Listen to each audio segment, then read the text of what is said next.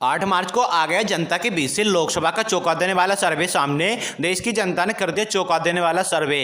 देश की जनता ने बता दिया कि अब की बार केंद्र में बनेगी किसकी सरकार। जब इस सर्वे को करते समय देश की जनता से पूछा गया कि अब की बार केंद्र में आप किसकी सरकार देखना चाहते हैं, तो देश की जनता ने कर दिया बड़ा खुलासा कि अब की बार केंद्र से हो सकता है भाजपा का सुपर साहब क्या बना पाएंगे राहुल गांधी केंद्र में अपनी सरकार। जय साथियों, आप देखिए इंडिया पॉलिटिकल विचार। दोस्तों, जैसे कि आपको पता है अब से ही कुछ दिन बाद लोकसभा के चुनाव संपन्न होने हैं। अब की बार बनेगी केंद्र में किसकी सरकार। जब देश की जनता से पूछा गया कि अब की बार केंद्र में आप किसकी सरकार देखना चाहते हैं, तो देश की जनता ने कर दिया चौंका देने वाला खुलासा। तो चलिए दोस्तों, आज के सर्वे को शुरू करते हैं और देखते हैं कि अब की बार बनेगी केंद्र में किसकी सरकार। यदि दोस्तों आप हमारे यूट्यूब चैनल पर नए हैं तो प्लीज यूट्यूब चैनल को सब्सक्राइब करके वीडियो को लाइक करें तथा कमेंट बॉक्स में अपनी प्रतिक्रिया ये भी लिखें कि अब की बार केंद्र में आप किसकी सरकार देखना चाहते हैं। तो चलिए दोस्तों, आज के सर्वे को शुरू करते हैं। तो चलिए दोस्तों, सबसे पहले हम बात कर लेते हैं मध्य प्रदेश जिले की। दोस्तों, मध्य प्रदेश जिले में 29 लोकसभा सीट है। मध्य प्रदेश की 29 लोकसभा सीटों में से भाजपा खाते में 8 सीट जबकि कांग्रेस खाते में 21 लोकसभा सीट जाने की संभावना है। दोस्तों, मध्य प्रदेश राज्य में भाजपा पार्टी की लुटिया डूबती नजर आ रही है। यही दोस्तों हम बात की हरियाणा की। दोस्तों, हरियाणा में 10 लोकसभा सीट है। हरियाणा की 10 लोकसभा सीटों में से भाजपा खाते में 3 सीट जबकि कांग्रेस खाते में 7 लोकसभा सीट जाने की संभावना है। दोस्तों, हरियाणा राज्य में कांग्रेस पार्टी को थोड़ी सी बढ़त मिलती नजर आ रही है। ये दोस्तों हम बात करें दिल्ली की। दोस्तों, दिल्ली में 7 लोकसभा सीट है। दिल्ली की 7 लोकसभा सीटों में से भाजपा खाते में 3 सीट जबकि कांग्रेस खाते में 4 लोकसभा सीट जाने की संभावना है। दोस्तों, दिल्ली राज्य में भाजपा और कांग्रेस के बीच लगभग की टक्कर देखने को मिलेगी। ये दोस्तों हम बात करें मध्य प्रदेश की। दोस्तों, आंध्र प्रदेश में 25 लोकसभा सीट है। आंध्र प्रदेश की 25 लोकसभा सीटों में से भाजपा खाते में 3 सीट, कांग्रेस खाते में 4 सीट तथा अनंतनाग खाते में 18 लोकसभा सीट जाने की संभावना है। दोस्तों, इसके बाद अगला राज्य आ जाता है हिमाचल प्रदेश। दोस्तों, हिमाचल प्रदेश में 4 लोकसभा सीट है। हिमाचल प्रदेश की 4 लोकसभा सीटों में से भाजपा खाते में 1 सीट जबकि कांग्रेस खाते में 3 लोकसभा सीट जाने की संभावना है। दोस्तों, हम बात करें जम्मू कश्मीर की।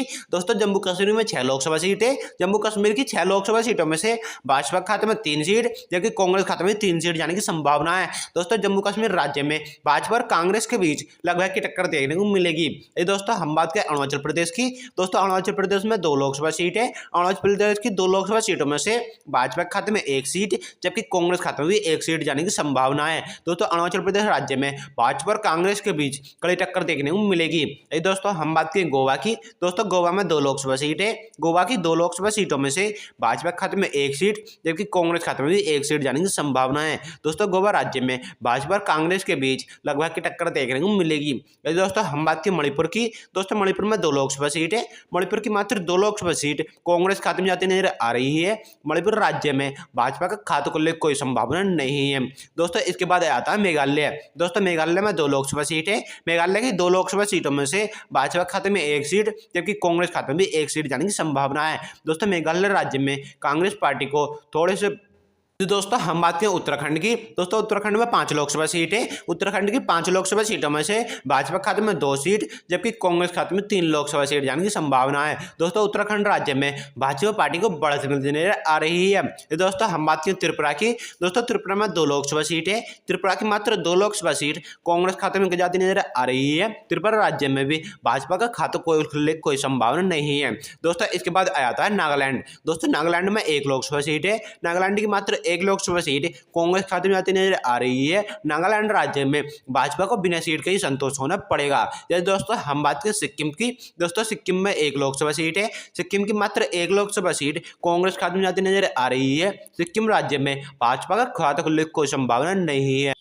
यदि दोस्तों हम बात करें महाराष्ट्र की। दोस्तों, महाराष्ट्र में 48 लोकसभा सीट है। महाराष्ट्र की 48 लोकसभा सीटों में से भाजपा खाते में 33 सीट जबकि कांग्रेस खाते में 15 लोकसभा सीट जाने की संभावना है। दोस्तों, महाराष्ट्र राज्य में भाजपा पार्टी को बढ़त मिलती नजर आ रही है।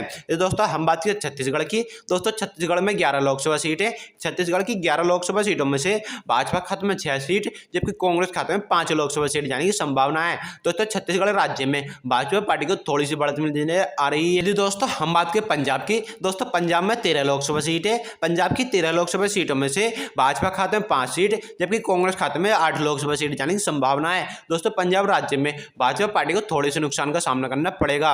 यदि दोस्तों आप हमारे यूट्यूब चैनल पर नए हैं तो प्लीज यूट्यूब चैनल को सब्सक्राइब करके वीडियो को लाइक करें तथा कमेंट बॉक्स में अपनी प्रतिक्रिया भी लिखें कि अब की बार केंद्र में आप किसकी सरकार देखना चाहते हैं। यदि दोस्तों हम बात करें झारखंड की, दोस्तों झारखंड में 14 लोकसभा सीट है। झारखंड की 14 लोकसभा सीटों में से भाजपा खाते में 4 सीट, जबकि कांग्रेस खाते में 10 लोकसभा सीट जाने की संभावना है। दोस्तों झारखंड राज्य में कांग्रेस पार्टी को बढ़त मिलती नजर आ रही है। ये दोस्तों हम बात करें असम की, दोस्तों असम में 14 लोकसभा सीट है। असम की 14 लोकसभा सीटों में से भाजपा खाते में 12 सीट, कांग्रेस खाते में 2 सीट तथा अन्य दलों के खाते में 1 लोकसभा सीट जाने की संभावना है। दोस्तों झारखंड राज्य में, असम राज्य में भाजपा पार्टी की लूटी डूबती नजर आ रही है।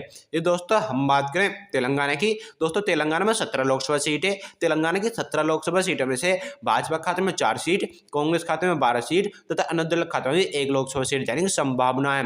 दोस्तों हम बात करें केरल की, दोस्तों केरल में 20 लोकसभा सीट है। केरल की 20 लोकसभा सीटों में से भाजपा खाते में 2 सीट, कांग्रेस खाते में 14 सीट तथा अन्य दलों खाते में 4 लोकसभा सीट जाने की संभावना है। तो हम बात करें उड़ीसा की, दोस्तों उड़ीसा में 21 लोकसभा सीट है। उड़ीसा की 21 लोकसभा सीटों में से भाजपा खाते में 4 सीट तथा अन्य दलों खाते में तथा कांग्रेस खाते में 17 लोकसभा सीट जाने की संभावना है। दोस्तों इसके बाद आया था तमिलनाडु, दोस्तों तमिलनाडु में 39 लोकसभा सीट है। तमिलनाडु की 39 लोकसभा सीटों में से भाजपा खाते में 11 सीट, जबकि कांग्रेस खाते में 28 लोकसभा सीट जाने की संभावना है। यदि दोस्तों हम बात करें राजस्थान की, दोस्तों राजस्थान में 25 लोकसभा सीट है।